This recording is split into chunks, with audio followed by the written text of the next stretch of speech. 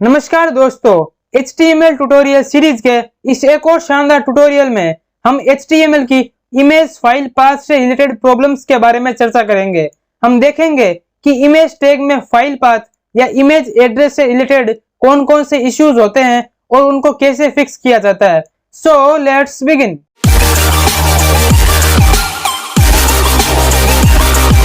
देखो गाइज, जब भी हम इमेज टैग को यूज करते हैं तो हमें src एट्रीब्यूट में इमेज का लिंक या एड्रेस लिखना होता है ताकि ब्राउजर हमारी इमेज को उस लोकेशन से लोड कर सके।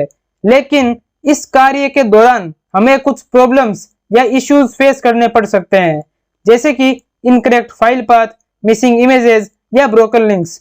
सो इन प्रॉब्लम्स से निपटने के लिए हमें कुछ निंजा टेक्निक्स आनी चाहिए, जो कि आप बाइट निंजा के साथ अभी सीखेंगे। पहली प्रॉब्लम होती है इनकरेक्ट फाइल पाथ की। सो अगर कोई इमेज आपके वेब पेज में डिस्प्ले नहीं हो रही है तो 90% चांस है कि फाइल एड्रेस गलत हो सकता है। इसमें भी बहुत सारी कैटेगरीज होती है डिपेंडिंग ऑन कि आपने फाइल कहाँ सेव कर रखी है, कोई फोल्डर, सब फोल्डर या रूट डायरेक्टरी में या कहीं और। तो दोस्तों, इनकरेक्ट फाइल पाथ प्रॉब्लम्स में सबसे पहला केस ये आता है कि जब आपकी इमेज उसी फोल्डर में सेव की हुई हो जहां पर आपका करंट वेब पेज सेव हो। सो इस सिचुएशन को प्रैक्टिकली एग्जामिन करते हैं और इसका सॉल्यूशन फिक्स करते हैं।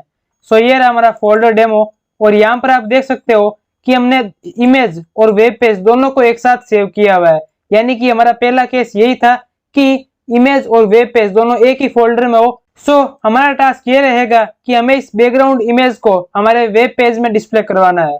सो उसके लिए हम इस वेब पेज को नोटपैड के साथ ओपन कर लेते हैं। तो अभी आप यहाँ पर देख सकते हो कि हमने सिर्फ एक बेसिक स्ट्रक्चर लिख रखा है पहले से, और इमेज को डिस्प्ले करवाने के लिए यहाँ पर हम सबसे पहले इमेज टैग लिखेंगे। इसमें src एट्रीब्यूट, यहाँ पर बेसिकली हम हमारे फाइल का एड्रेस लिखेंगे ताकि ब्राउजर उस एड्रेस से हमारी इमेज को वेब पेज में लोड कर सके। और उसके बाद में इस इमेज की विड्थ और हाइट एट्रीब्यूट को हम सेट कर देंगे। विड्थ को मैं सेट कर देता हूँ 1000 पिक्सल्स पर और हाइट को सेट कर देते हैं 1000 पिक्सल्स पर। अब इमेज टैग को क्लोज कर देते हैं। तो अब बात करते हैं इमेज एड्रेस के बारे में। सो इस केस में हमें सिंपली इमेज का नाम कॉपी कर लेना है यहाँ से। तो मैं इमेज का नाम कॉपी कर लेता हूँ और इस इमेज के नाम को मैं यहाँ पर एट्रीब्यूट में पेस्ट कर देता हूँ।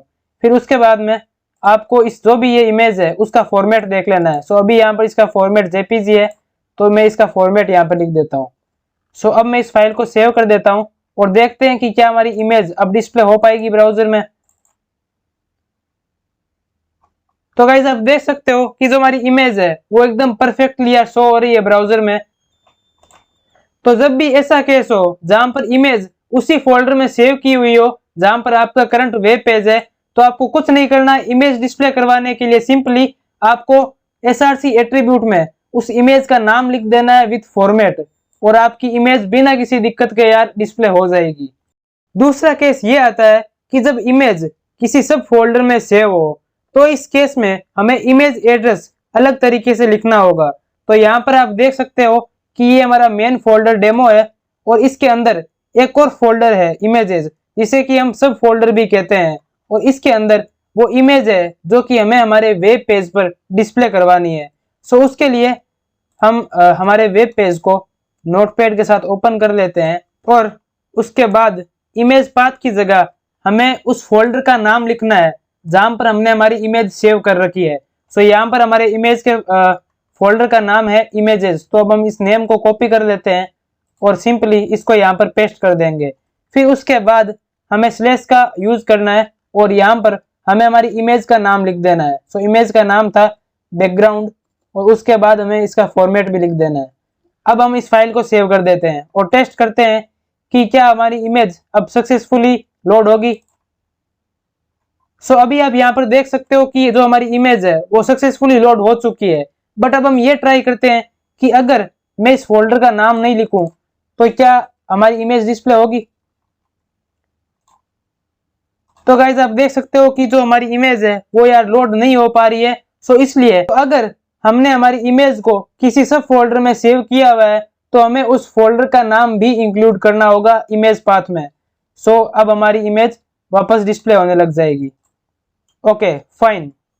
तीसरा केस ये आता है कि उस इमेज को डिस्प्ले कैसे करवाएं जो कि आपके कंप्यूटर में लोकल डिस्क ड्राइव में सेव की हुई हो।